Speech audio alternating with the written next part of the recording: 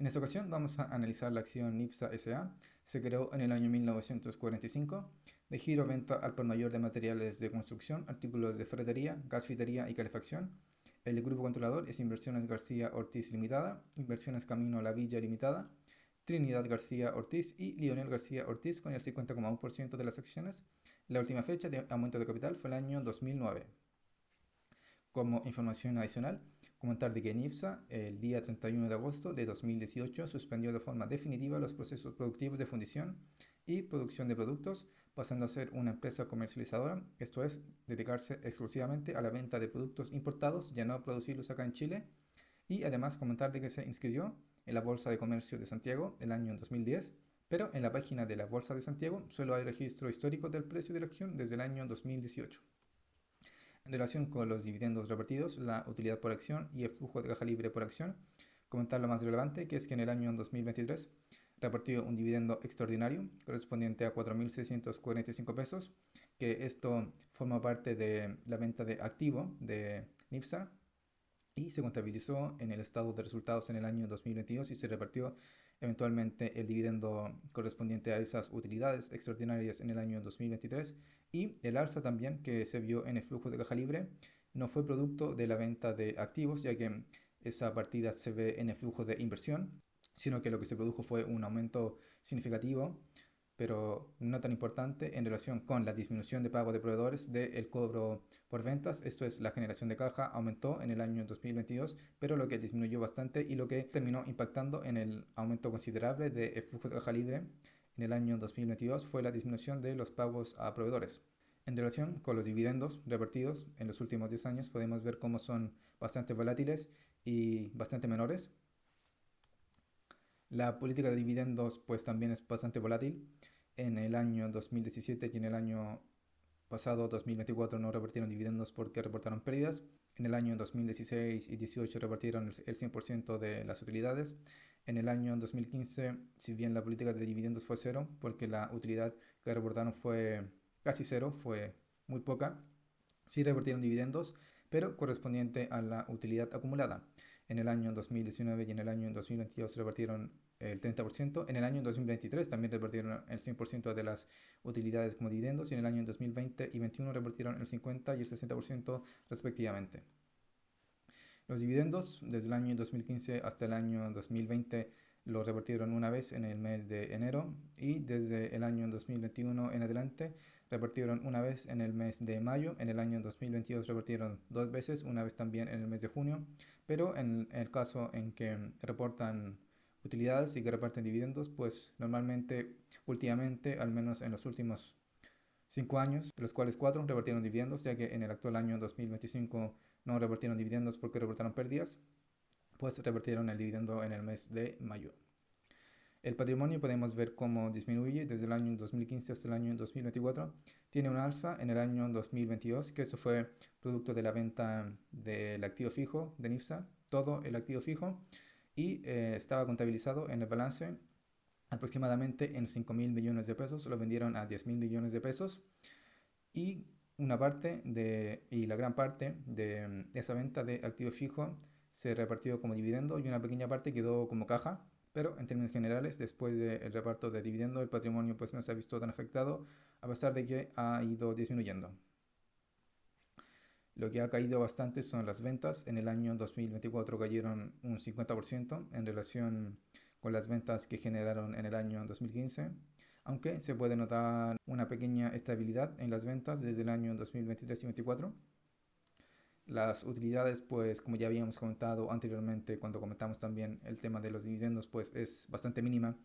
reportan muy poca utilidad cuando reportan. En el año 2017 y 2024 reportaron pérdidas y en el año 2022, como también comentamos anteriormente, se produjo una utilidad extraordinaria producto de la venta de activos. El margen neto, pues la misma relación que la utilidad, es bastante mínima, 2%, 3% cuando reportan utilidades y en el año 2022 podemos ver cómo hubo un margen neto aproximadamente de un 50% que se dio obviamente a la venta de activos fijos. En relación con el total activos y el total pasivos, pues es bastante interesante.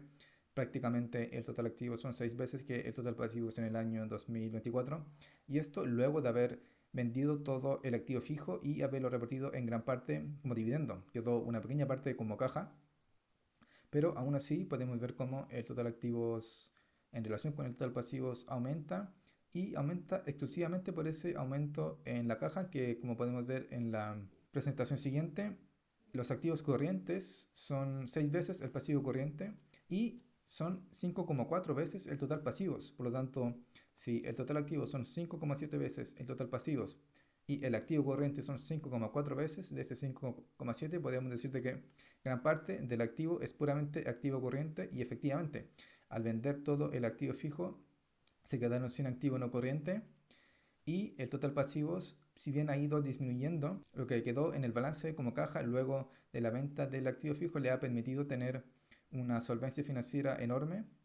aunque vamos a ver cómo se termina comportando en los años posteriores, ya que en el año 2024 reportó la mayor pérdida que ha reportado históricamente la empresa NIPSA. Estos fueron 365 pesos negativos por acción. La mayor parte de los pasivos están a corto plazo, el 85%. Esto es uno de los ratios financieros pues, más débiles de NIPSA y además que ese 85%, casi 70% es deuda financiera, esto es créditos, pero aún así, como vimos en la lámina anterior, pues con el total activos yo puedo cubrir 6 veces el total pasivos, por lo tanto si bien aumenta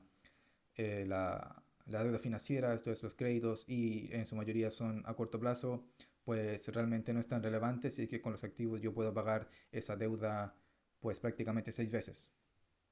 Y casi 6 veces también única y exclusivamente con el activo corriente, que es casi todo caja, inventario y cuentas por cobrar.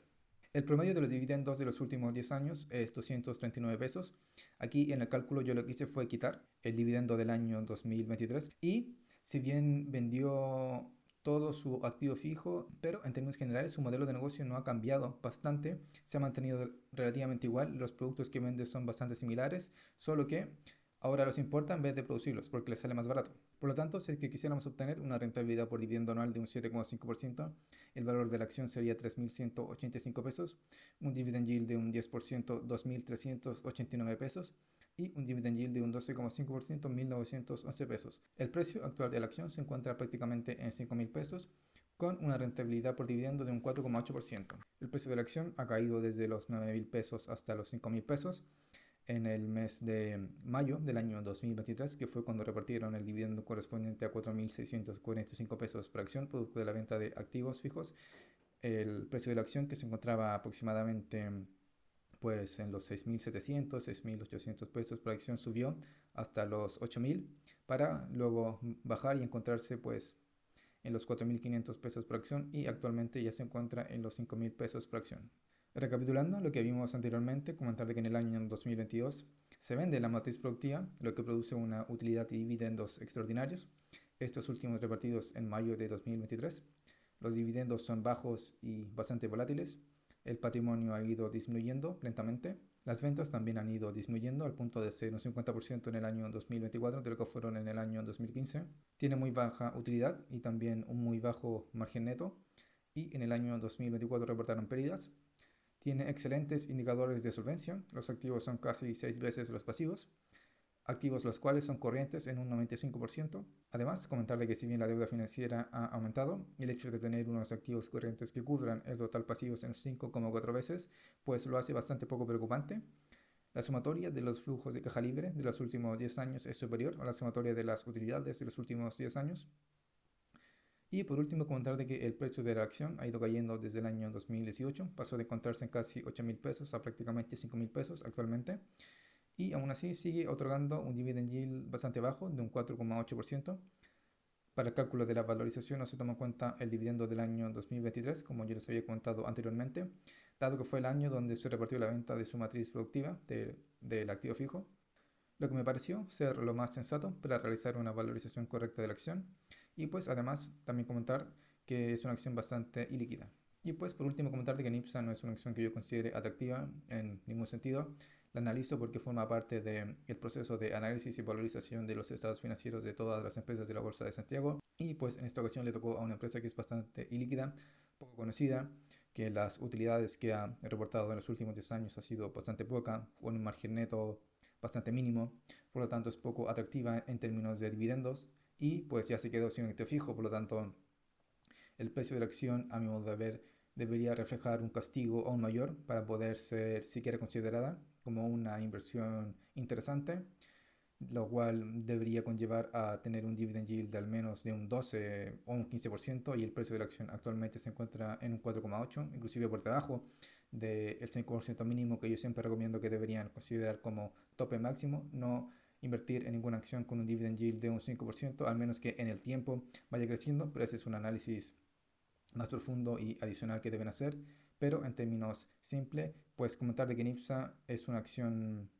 que yo pues no considero tampoco que debería estar bajo la lupa de nadie. Es una acción bastante ilíquida. No creo que sea una acción que vaya a reportar utilidades pues excepcionales en los años subsiguientes. Está en un mercado pues que es bastante competitivo, al punto de que ellos mismos tienen que vender y deshacerse de todo su activo fijo para importar sus productos, algo que ya hace la mayor cantidad de empresas que venden este tipo de productos. Así que puedes comentar de que en esta ocasión y en ocasiones posteriores también vamos a analizar acciones ilíquidas, poco conocidas, extravagantes, como esta, como NIFSA, y que realmente yo no las analizo porque las consideré una excelente oportunidad de inversión ni nada por el estilo, sino que forma parte de, como ya les había comentado y reitero por última vez, el proceso de análisis y valorización de todas las acciones de la Bolsa de Santiago, y pues hay algunas como estas que entran en una categoría, podríamos decir, de que es una acción mala y además que es cara, así que a menos de que el precio estuviese bastante castigado, yo creo que sería interesante en relación, si es que siguen manteniendo esa relación de activos y pasivos, pues pudiera ser interesante, no en términos de un asset play, porque no tiene nada que vender, pero sí en un sentido de que van a estar comprando una acción con una solvencia financiera bastante grande, pero yo creo que seguiría siendo incierto el futuro en términos de las utilidades. Si bien generan caja cada año, es mayor que la utilidad, aún así la caja es mínima y cuando generan utilidades pues también es bastante mínima y los dividendos yo creo que pese a que repartan el 100% de los dividendos en algún año en donde reporten utilidades positivas, pues no va a ser lo suficiente como para obtener una rentabilidad por dividendo anual interesante. Así que a menos de que caiga mucho el precio y se encuentre, pues qué sé yo, pues cercano tal vez a unos 1.500 pesos por acción, o sea, tiene que caer muchísimo, pues yo consideraría de que ni siquiera la mirasen. Y además que es bastante líquida, por lo tanto es poco probable de que se produzcan pues ventas masivas y que hagan caer el precio, por lo menos en el corto plazo. Tal vez en el largo plazo la situación cambie, pero aún así me parece a mí, y luego también lo veremos en análisis y valorizaciones de acciones con posterioridad, pues hay otras acciones mucho más interesantes en la Bolsa de Santiago y con unos retornos pues más seguros y que nosotros podemos hacer una predicción de sus resultados con una mayor certeza y que por lo tanto pues estemos con una inversión de mucho menor riesgo. Así que nada, ese ha sido mi análisis de la acción IPSA. Hasta la próxima.